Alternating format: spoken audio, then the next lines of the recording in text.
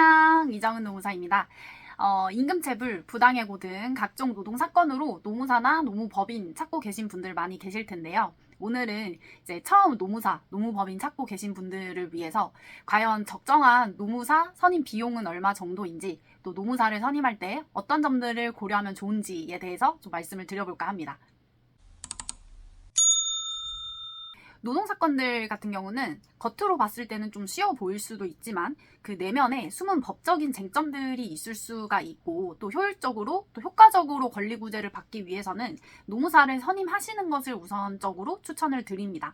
그랬을 때 이런 일을 당해보는 것도 처음이시고 노무사를 찾는 것도 처음이시다 보니까 과연 노무사 비용이 얼마 정도가 적정한지 많이들 궁금해 하시더라고요. 그래서 제가 오늘은 사건 유형별로 그 금액 에 대해서 한번 말씀을 드려볼까 합니다. 먼저 임금체불 사건에 대해서 말씀을 드려볼게요. 다들 알고 계시다시피 노무사 비용은 착수금 그리고 성공보수로 나뉘어집니다. 임금체불 사건은 근로자가 임금이나 퇴직금을 지급받지 못한 상황에서 노동청에 진정을 넣고 사업주에게 체불임금 그리고 퇴직금을 지급받는 전 과정, 때에 따라서는 대지급금을 신청하는 과정까지 함께 드리고 있는데요. 임금체불 사건도 착수금 그리고 성공보수로 나누어진다라고 생각을 하시면 돼요. 근데 착수금은 노무법인에 따라서 그리고 그 사건의 유형에 따라서 좀 많이 달라질 수 있어요. 그래서 성공보수만 받으시는 경제적 이익의 10%에서 20%까지 책정이 될 수 있습니다.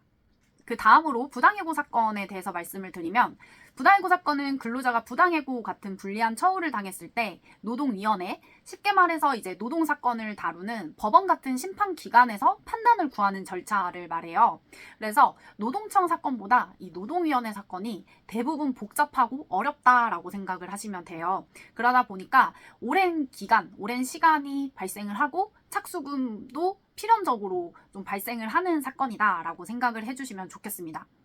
그래서 이러한 노동위원회 사건은 착수금, 성공보수 각각 이제 정액으로 정해지는 경우가 대부분이고, 최소 금액을 말씀을 드리자면 이건 시장가를 기준으로 해서 최소 착수금 150만 원, 성공보수 150만 원 정도 되지 않을까 싶습니다.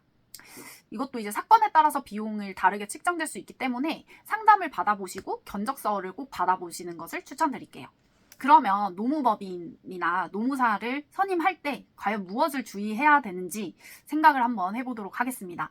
그래서 첫 번째, 나의 사건을 자신의 일처럼 제대로 처리해줄 노무사인가를 보셔야 해요.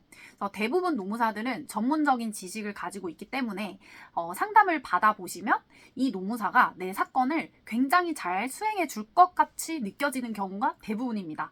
그런데 이제 실제로 이 노무사가 자신의 가진 지식, 경험, 시간을 모두 다 투자를 해서 내 사건을 본인의 일처럼 처리를 해줄 것인가는 한 번의 상담으로 판단을 하기가 어려운 경우가 대부분이잖아요.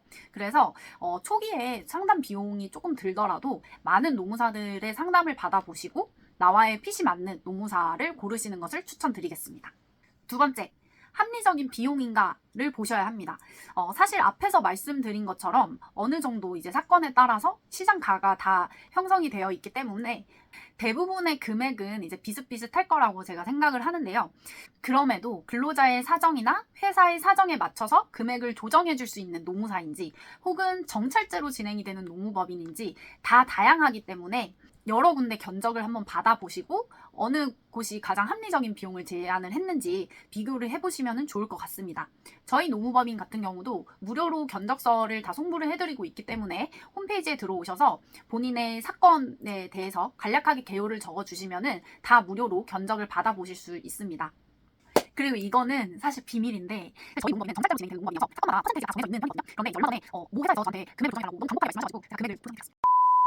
사실 이 두 가지만 잘 고르시면 노무사라는 라이센스 자체가 전문가임을 인증하는 것이기 때문에 물론 역량에 있어서 조금씩 다 차이가 있을 수는 있겠지만 원하시는 결과를 도출하기 위한 역량들은 다 충분히 있으신 분들이세요. 그렇기 때문에 앞에서 제가 말씀드린 두 가지 잘 고려하셔서 노무사를 선정을 하시고 그 다음에는 뒤도 돌아보지 말고 믿고 잘 따라가시면 될 것 같습니다.